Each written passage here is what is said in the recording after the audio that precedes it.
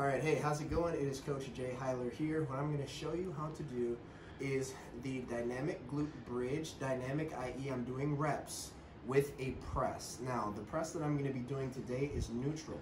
All you're going to do is push through your heels. So if you need to, you can lift the front of your feet off of the floor, and that is for the simple fact to push harder through your heels.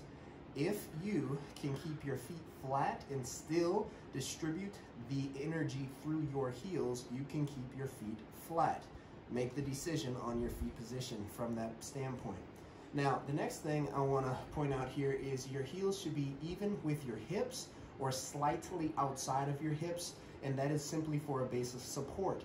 If you find that at the top of this movement, at the peak, you find that you are kind of wobbling about, then you want to make sure that your heels are slightly more outside of your hips. That being said, you're going to inhale here while on the floor, and then when you come up, you're simultaneously going to lift your hips and press the dumbbells up in a neutral hand position. As you can see, neutral means hands facing one another. Inhale, exhale.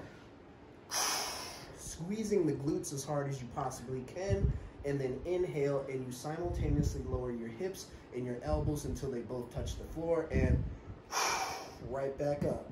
Inhale, nose, exhale, mouth. Now, you are really focusing at that top of the movement. How hard am I squeezing my glutes? If you're feeling this in your low back, unfortunately, you're going too high, or you're simply not focused on the glutes. The more that you focus on the muscle that you're working, and here I would focus more on the glutes, not even the press, the more that you're actually going to feel the muscle that you're working, okay? So here's a couple of things that I want to point out here. If these weights are too heavy in your hand, obviously you're going to focus more on your chest. This is just a compound movement in order for us to get some blood flow through the pecs while really stimulating the glutes, okay? Now, if this is too easy, simply put a hip band around the top of your knees. So right above your knees, hip band, to actively be able to pull your knees out against tension, okay? So hopefully that makes sense. I'm gonna do a few reps without talking now, and